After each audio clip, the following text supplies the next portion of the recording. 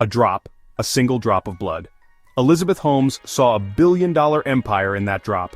Investors, celebrities, and politicians were mesmerized by her vision.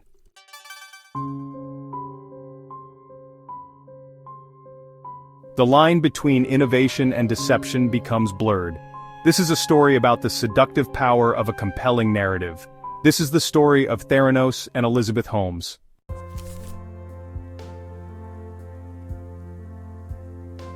Elizabeth Holmes was a girl with a hunger for knowledge. Her family nurtured her intellectual curiosity. Her fear of needles ironically set her on a path to revolutionize the medical industry.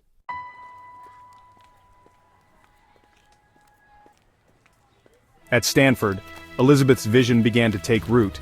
She dreamt of diagnosing diseases with a single drop of blood. At 19, she dropped out to pursue her revolutionary idea.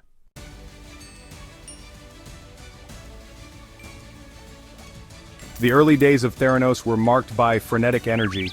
Millions of dollars flowed in, fueling their research, but the technology proved elusive, and doubts began to creep in.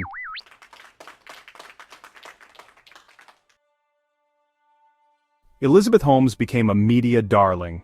Her image as a visionary entrepreneur captivated the public. Yet, the secrecy around Theranos' technology sowed seeds of doubt.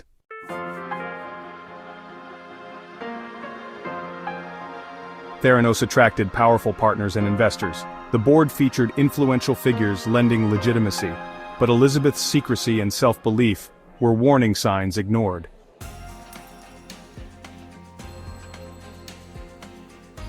Cracks began to appear in Theranos' facade.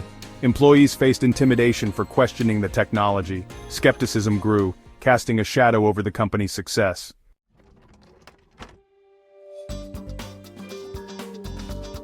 John Carreyrou of the Wall Street Journal investigated Theranos.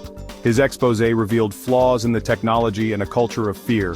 The public, once captivated, now faced the possibility of deception.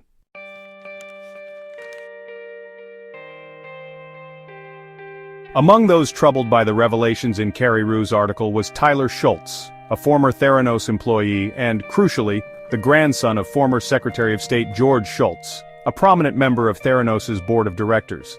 Tyler, a bright and idealistic young man, had joined Theranos inspired by Elizabeth Holmes' vision and the company's mission to revolutionize healthcare. However, his time at Theranos had left him disillusioned, his initial enthusiasm replaced by growing concerns about the company's practices and the accuracy of its technology. Torn between his loyalty to his family and his commitment to ethical conduct, Tyler Shultz faced a heart-wrenching dilemma. He knew that speaking out against Theranos would have serious consequences, potentially damaging his relationship with his grandfather and jeopardizing his own career prospects. Yet, he could not in good conscience remain silent while knowing that the company's actions were putting patients at risk. In a decision that took immense courage, Tyler Shultz decided to blow the whistle on Theranos, reaching out to John Carreyrou anonymously to share his concerns and provide inside information about the company's operations. His testimony, corroborated by other whistleblowers who came forward in the wake of Carreyrou's initial article, proved invaluable in exposing the truth about Theranos' fraudulent practices. Tyler Shultz's decision to speak out came at a heavy personal cost. His relationship with his grandfather, who remained fiercely loyal to Elizabeth Holmes and dismissive of the allegations against Theranos, became strained. He faced intense pressure from Theranos and its powerful allies, who sought to discredit him and silence his criticism.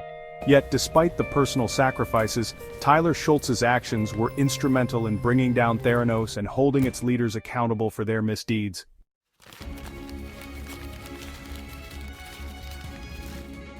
The Wall Street Journal's investigation, fueled by the courageous testimonies of whistleblowers like Tyler Shultz, triggered a cascade of events that sent Theranos spiraling towards its inevitable demise.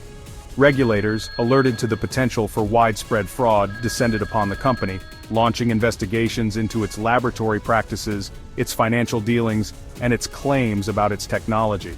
The Centers for Medicare and Medicaid Services, responsible for overseeing clinical laboratories, conducted a surprise inspection of Theranos' facilities, uncovering a litany of deficiencies and violations that raised serious concerns about the accuracy of the company's blood tests. As the regulatory noose tightened, investors, once eager to throw money at the company, began to distance themselves from Theranos. Partnerships with major corporations like Walgreens and Safeway unraveled, their executives realizing that their association with the now tainted company posed a significant reputational risk. The company's valuation, once a staggering $9 billion, plummeted to virtually nothing as the reality of its fraudulent practices became undeniable. In a desperate attempt to salvage what remained of Theranos' credibility, Elizabeth Holmes embarked on a media blitz, appearing on television interviews and at industry conferences in a futile effort to defend her company and refute the mounting allegations against it. However, her once convincing narrative of innovation and disruption rang hollow in the face of overwhelming evidence to the contrary. Her denials, once delivered with unwavering conviction, now came across as desperate and disingenuous, further eroding public trust in her and her company.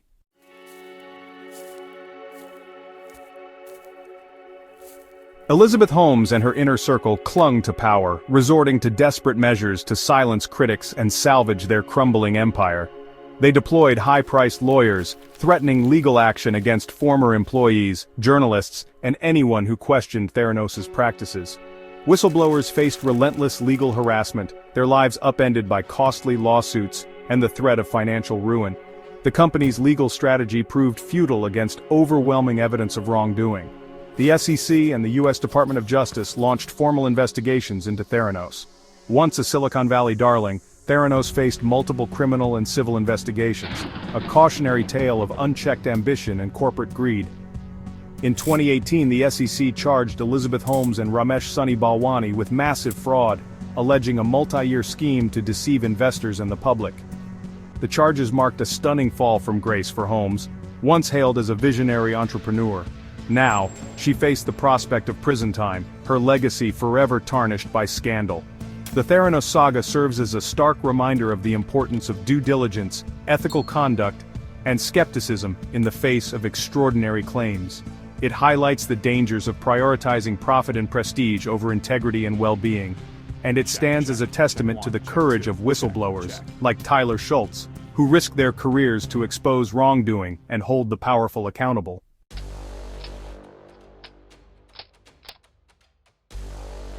The trial of Elizabeth Holmes, once the darling of Silicon Valley, became a media spectacle, captivating the nation and sparking debate about ambition, innovation, and deception. Cameras swarmed the San Jose courthouse, eager to capture every detail of the legal drama. Reporters jostled for position, their notebooks filled with observations and their microphones thrust towards anyone connected to the case. The public, captivated by the rise and fall of Theranos, followed the trial with fascination and horror. Social media buzzed with commentary, dissecting every piece of evidence and witness testimony. The trial became a cultural touchstone, reflecting our anxieties about corporate greed and technological disruption.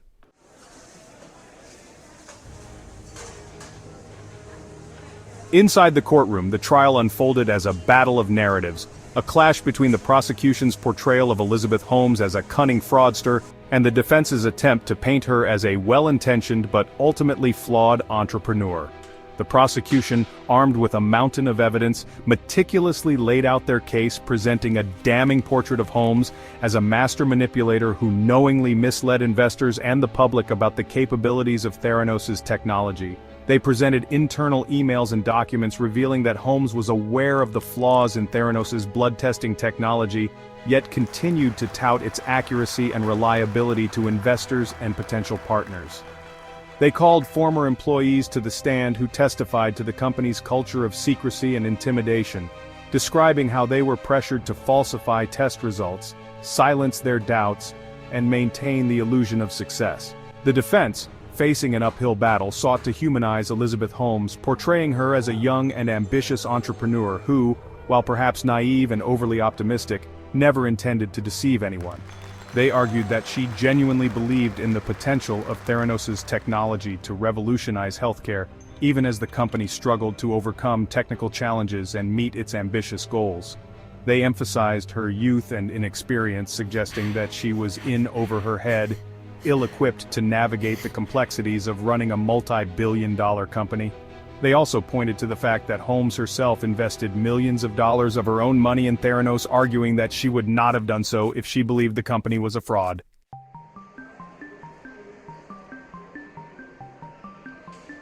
After months of testimony, mountains of evidence, and countless hours of deliberation, the jury reached a verdict in the trial of Elizabeth Holmes. The courtroom, packed with journalists, legal observers, and members of the public, fell silent as the judge read the jury's findings. The tension in the air was palpable, a collective holding of breath as the fate of Elizabeth Holmes, once a symbol of Silicon Valley's boundless ambition, hung in the balance. The verdict, when it finally came, was swift and decisive. Guilty on 4 counts of fraud and conspiracy, each count carrying a maximum prison sentence of 20 years. The courtroom erupted in a cacophony of gasps, murmurs, and the frantic clicking of camera shutters. Elizabeth Holmes, her face pale and composed, showed little emotion as the verdict was read, her carefully constructed facade of composure finally cracking under the weight of the jury's decision. The verdict sent shockwaves through Silicon Valley and beyond, a stark reminder that even the most charismatic and visionary entrepreneurs are not above the law. It marked a stunning fall from grace for Elizabeth Holmes, once hailed as the next Steve Jobs, her legacy forever tarnished by the scandal that had engulfed her company. The trial and its resounding verdict served as a cautionary tale about the perils of unchecked ambition, the importance of ethical conduct, and the need for accountability in an era of rapid technological advancement.